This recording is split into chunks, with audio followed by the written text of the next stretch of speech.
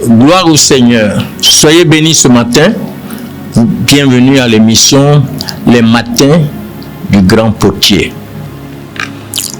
Comme je le disais, nous sommes à une série de méditations, les voix qui parlent dans l'homme.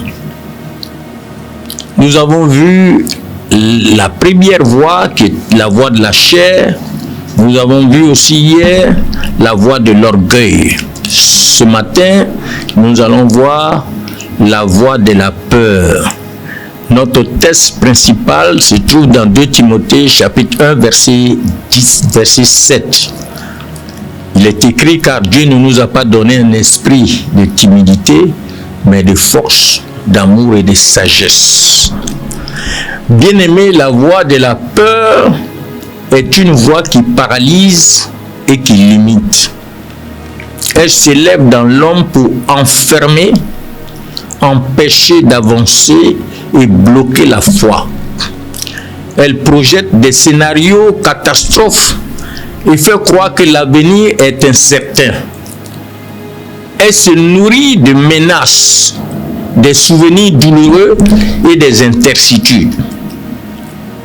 La voix de la peur empêche de voir les promesses de Dieu et de marcher dans la confiance. Elle est une voix qui vole la paix intérieure et qui détruit l'assurance spirituelle. Elle se manifeste dans l'angoisse, l'inquiétude et la fuite. La voix de la peur doit être réduite au silence par la foi et par la parole de Dieu. La peur dit souvent: tu n'y arriveras pas. Elle proclame: tu es en danger, tu vas échouer. Souvenons-nous des Israélites devant la mer Rouge. Ils furent saisis de peur en voyant l'armée de Pharaon. Mais Dieu ouvrit le chemin, il ouvrit un chemin dans la mer. Souvenons-nous aussi de Gédéon. Il se sentait faible et incapable. Mais Dieu le transforma en vaillant héros. Voilà un vaillant héros qui était dans la voie de la peur et qui se sentait faible et incapable. Dieu voyait en lui déjà un vaillant héros. Souvenons-nous aussi de Pierre. Pierre marcha sur l'eau tant qu'il fixait ses yeux sur Jésus. Mais dès qu'il regarda au vent et aux vagues, la peur le fit sombrer. La voix de la peur est une voix qui détourne les regards de Dieu pour les fixer sur les circonstances. Elle amplifie les menaces et minimise la puissance divine. La voix de la peur empêche de prendre des initiatives et de choisir des opportunités spirituelles. Elle nourrit le doute et l'incrédulité. Elle doit être combattue par la foi, par la prière, par la méditation des promesses divines. Celui qui rejette la peur marche dans la confiance et dans la paix. La victoire sur la peur est le fondement d'une vie courageuse et victorieuse. Dieu appelle ses enfants à marcher dans la force et non dans la timidité.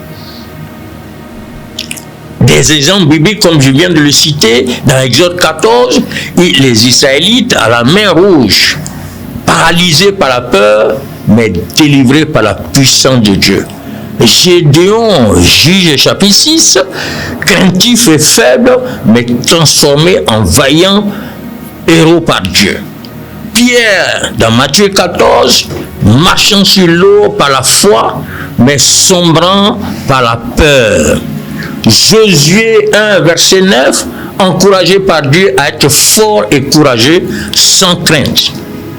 Les clés bibliques pour vaincre la peur. Isaïe 41, verset 10, Dieu dit: ne crains rien, car je suis avec toi.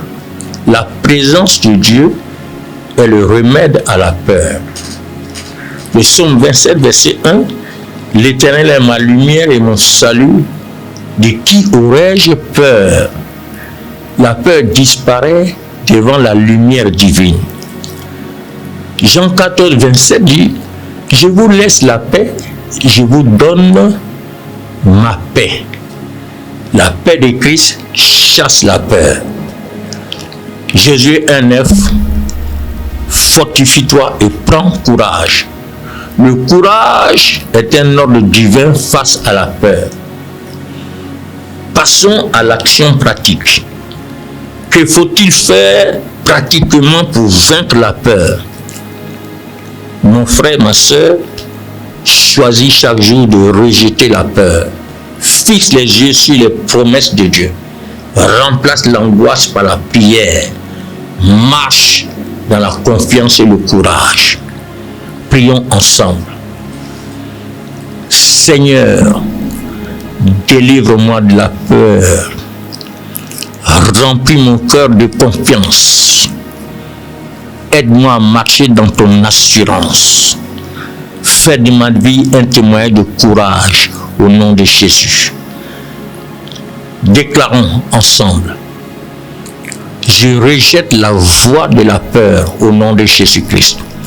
Je marche dans la force de Christ au nom de Jésus. Mon cœur est rempli de paix divine au nom de Jésus. Ma vie est affermie de courage au nom de Jésus-Christ. Que le Seigneur vous bénisse. Passez une très bonne journée avec le Seigneur Jésus dans la victoire sur la peur.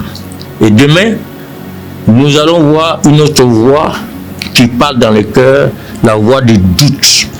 Ne manquez pas à écouter la voix du doute. Que la gloire de Dieu soit avec vous. Merci.